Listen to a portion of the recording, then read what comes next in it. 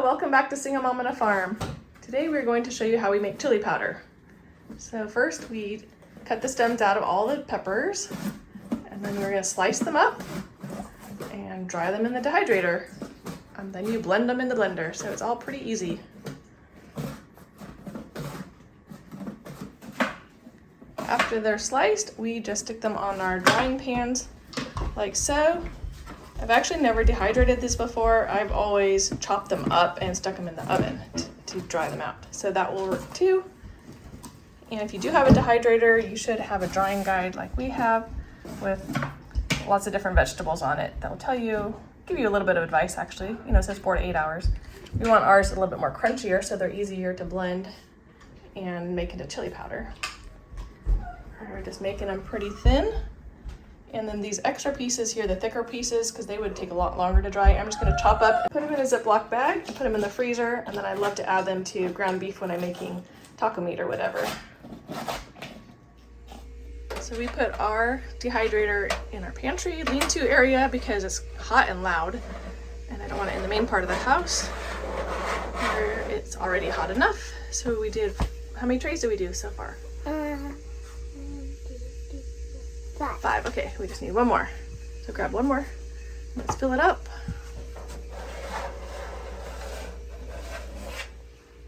There we go. We got 6 racks of sliced peppers, red, yellow, and orange peppers. And I'm going to do 1, 2, 3, 4 racks of basil. I need to go pick some basil from my garden and I'll lay the leaves on there so they can dry also. But I'm going to go ahead and shut the door and get it started because the day's already getting on. So I'm going to do the highest setting, 165, and it says 8 hours, but I'll just come check on it pretty soon and just see if it can dry fast so I can grind it into chili powder. Now I'm picking some basil and putting it in my red bowl here. We have these basil patches all over our garden. In amongst, there's some rosemary, there's some marigold, there's some mint. Oregano is kind of about done, but I've already dried a bunch of that. And there's some more basil. So I'm just gonna find a bunch of these patches. These are some 4 o'clocks and get them in the dehydrator. Alrighty, I think that's enough. I'm hoping it's enough.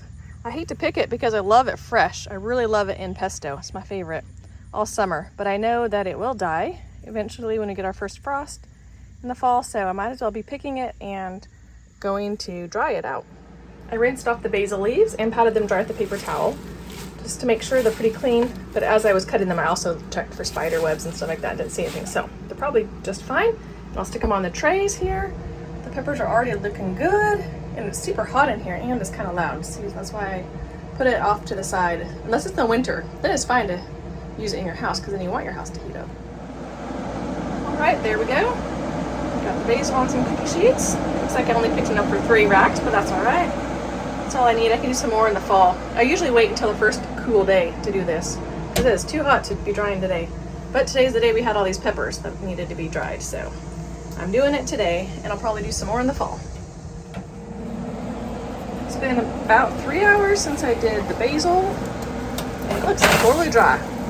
So I'm going to pull it out, and I'll just stick it in a Ziploc bag, or you can stick it in a jar, container. These ones are just still a little bit, just a tiny bit rubbery. Almost, so maybe just another half hour or so. So for now, I'm going to just stick the basil in a bag here. I wrote the name basil on it. I know bags aren't as good as jars, like preserving food and for your health, but my spice rack is very flimsy and will not hold jars. So at least the heavy jars that I have. So I'm just putting it in bags for now. These are from last year, left over. Anyway, so I'm just gonna stick it in bags for now and put it on my flimsy spice rack, and then I will move them to jars when I build a new, better spice rack. The basil is really cheap at the store, but it's also very cheap and easy to grow.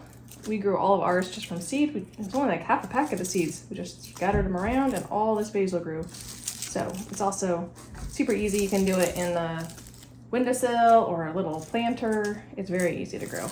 And then easy to dry. You can just leave it out on the counter. Sometimes we'll go pick some for pesto and then just leave the extras out on the counter for a few days, maybe up to a week because it's kind of humid here. and it'll all be dried out. So you can also just do that. So you can just either leave it whole like that, or you can zip it closed and crush it. You'll have some crushed basil. Super easy. The peppers are done. They're a little bit hard to get off. So this is when I usually get my kids to help me. But you just take them all off and stick them on a pile. And then I'm going to stick them in the blender here that already has some California chilies that I've dried earlier. And I'll just blend them all together. I don't really care if the colors mix. And I'll make chili powder.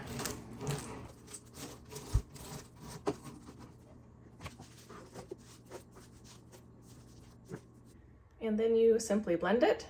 I have a Blendtec blender. It does a pretty good job. So does Ninja. I really like Ninja. It's a little bit sharper, but it's just not as big. And I like these because they're bigger for smoothies for my family because I have a lot of kids. And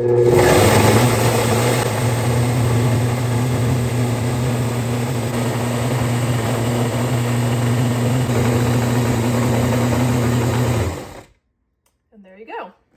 All blended up into chili powder. Now you can just add it into a plastic bag or to your spice jar. I have had this chili powder container for a long time, and I refilled it with organic chili powder. And now I'm just going to add my homemade chili powder on top of it, so I don't have to just keep it in a bag. And there you go. You can grind it finer to be a powder, and I think a Ninja would do a better job, but my Ninja broke years ago, so I just have the Blendtec, which is not as sharp. It doesn't do as good a job with this or making peanut butter, but oh well. You can shake it around and mix it with the store-bought stuff if you want. You can keep your bell peppers separate from your spicy ones, like the New Mexico and California peppers. I'm not sure what kind mine were, but they were spicy. So that's why I mixed it with the bell peppers, because it's kind of spicy chili powder. But there, I like the big chunks in it because it reminds me that it's homemade. You know, you can just taste the flavor better. It just seems more homemade than powder at the bottom. But that is a simple way to make chili powder. Grow some chilies or bell peppers or anything and dry them out and then grind them up, and you got some chili powder. Thanks so much for watching. Bye-bye.